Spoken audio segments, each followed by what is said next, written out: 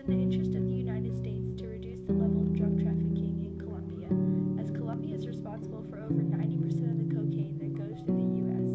and is also a major provider of heroin. On an international scale, Colombia supplies the world with over 80% of all countries' cocaine. The drug trade has had an immense impact on Colombia's economy, as it is a major industry for the country, with the cultivation, production, and trafficking.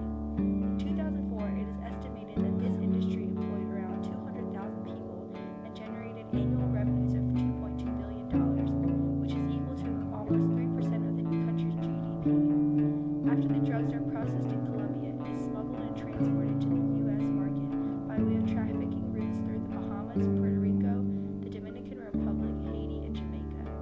After passing through one of these countries in the Caribbean, the drugs are then smuggled into Florida, mainly Miami, where then distributors receive the shipments and go on to places such as New York, Atlanta, Philadelphia, Cleveland, Columbus, and Minneapolis. This is how Colombia and the United States are specifically connected. Every ton of cocaine comes into the United States. It's $1 billion in damage to our economy and to our citizens. 1 ton, 1 billion. With more than 200 tons per year entering the United States, the cocaine trade's economic, social, and human costs to American communities are staggering. Right now, we're having more supply than demand. I mean, they're trying to create additional marketplaces. That's why this is why it's a national security issue for the United States. They're sending in more drugs than drug users, current drug users need right now. The looming threat of cheap, dangerous drugs flooding America's cities is especially frightening due to the apparent powerlessness of either the Colombian or American governments to stop it. Without assistance from the United States and other allies, Colombia could succumb to the violent criminal enterprise. We cannot afford to allow Colombia to fall into a country of disrepair. It's too big of a country, it's too important of a country.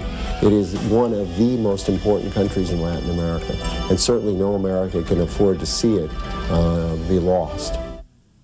The United States stepped in to intervene in Colombia with the situation of drugs and violence by creating Plan Colombia.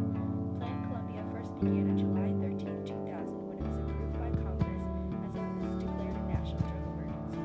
It has 5 main areas of focus in order to improve the state of affairs in Colombia. This program totals to $7.5 billion from the United States, and Colombia has pledged $4 billion, and the rest are asked from the international community to contribute $3.5 billion of assistance money. The components or pillars of Plan Colombia are to improve the capacity of the government and improve respect for human rights, expand counter-narcotics operations into Southern California, institute new and alternative ways of economic development rather than the reliance on the narcotics industry, increase interdiction in Colombia and throughout the region, and last but not least, increase assistance to the Colombian National Police Force in order to destroy narcotics gangs. But Plan Colombia fosters a lot of domestic opposition from small farmers, environmentalists, and human rights activists. One of the main strategies of combating the narcotics war in Colombia is the mass aerial communication ordered by the United States as part of Plan Colombia. These air raids were meant to focus mainly on large-scale coca and opium plantations, but small farmers and families as well as biodiversity in the surrounding areas are being affected by these harsh chemicals used in the eradication of drug crops. Furthermore, these efforts have now resulted in a large impact in changing the level of narcotics present in Colombia. With such domestic opposition to these aerial communications, politicians were forced to reconsider the proposed plan and consider the negative reactionary components that came with mass eradication of crops. But because the United States is such a large influential factor, it is hard for the Colombian government to behave otherwise against U.S. wishes or demands regarding their own foreign policy measures. The Revolutionary Armed Forces of Colombia, more commonly known as the FARC, are one of the leading groups in control of the drug trade. They are comprised of nearly 17,000 armed militants. At first, their cause was strictly to fight for the spreading of Marxism and leftist ideology.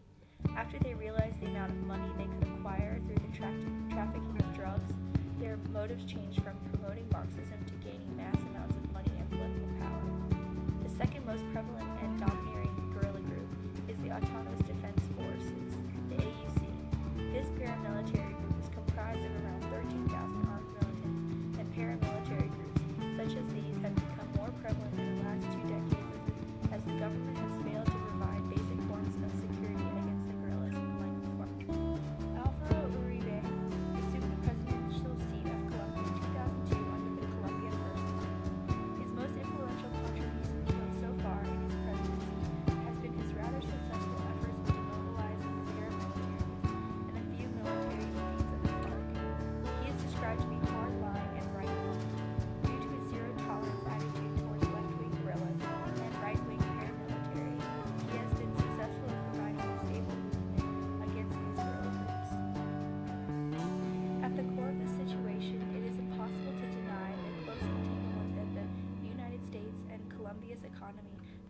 society have in the situation of the drug war, and its harshly negative and violent effects on both countries.